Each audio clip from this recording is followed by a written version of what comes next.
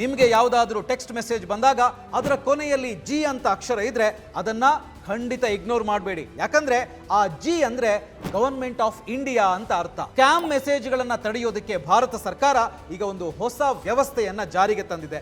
ಇನ್ನು ಮುಂದೆ ಪ್ರತಿಯೊಂದು ಅಧಿಕೃತ ಮೆಸೇಜ್ನ ಕೊನೆಯಲ್ಲಿ ಒಂದು ವಿಶಿಷ್ಟವಾದ ಅಕ್ಷರ ಇರುತ್ತೆ. ಇದರಿಂದ ಆ ಮೆಸೇಜ್ ಅಸಲಿನೋ ನಕಲಿನೋ ಅಂತ ನೀವು ಸುಲಭವಾಗಿ ಪತ್ತೆ ಹಚ್ಚಬಹುದು. ಹಾಗಿದ್ರೆ ಈ ಅಕ್ಷರಗಳ ಅರ್ಥ ಹೇಗಿರುತ್ತೆ ನೋಡಿ. ಜಿ ಅಂತ ಹೇಳಿ ಇದ್ರೆ ಇದು ಸರ್ಕಾರದ ಅಧಿಕೃತ ಮೆಸೇಜ್, ಅಂದ್ರೆ ಗವರ್ಮೆಂಟ್ ಇದು ಮೆಸೇಜ್ ಅಂತ. ಎಸ್ ಅಂತ ಇದ್ರೆ ಅದು ಸರ್ವಿಸ್ ಸಂಬಂಧಿತ ಮೆಸೇಜ್. ಇನ್ನು ಟಿ ಅಂತ ಇದ್ರೆ ಅದು ಬ್ಯಾಂಕ್ ಅಥವಾ ಟ್ರಾನ್ಸಾಕ್ಷನ್ಗೆ ಸಂಬಂಧಪಟ್ಟಂತ ಮೆಸೇಜ್. ಹಾಗೇನೆ ಪಿ ಅಂತ ಇದ್ರೆ ಅದು ಪ್ರಮೋಷನ್ ಅಥವಾ ಜಾಹೀರಾತಿಗೆ ಸಂಬಂಧಪಟ್ಟಂತ ಮೆಸೇಜ್. ಆದ್ರೆ ಗಮನಿಸಿ, ಮೆಸೇಜ್ ಕೊನೆಯಲ್ಲಿ ಯಾವುದೇ ಅಕ್ಷರ ಇಲ್ಲದೆ ಬರೀ ಯಾವುದೋ ಒಂದು ಲಿಂಕ್ ಬಂದಿದ್ರೆ ಅದು ಸ್ಕ್ಯಾಮ್ ಆಗಿರುವಂತ ಸಾಧ್ಯತೆ ಹೆಚ್ಚು. ಅಂತಹ ಲಿಂಕ್ಗಳನ್ನ ಅಪ್ಪಿತಪ್ಪಿಯೂ ಕ್ಲಿಕ್ ಮಾಡಬೇಡಿ. ಈ ಅಕ್ಷರಗಳನ್ನ ಟ್ರಾಯ್ ಅನುಮತಿ ಇಲ್ಲದೆ ಯಾರೂ ಕೂಡ ಬಳಸೋದಕ್ಕೆ ಸಾಧ್ಯ ಇಲ್ಲ. ಹಾಗಾಗಿ ಈ ಮಾಹಿತಿ ಪ್ರತಿಯೊಬ್ಬ ಭಾರತೀಯನಿಗೂ ತಲುಪಬೇಕು.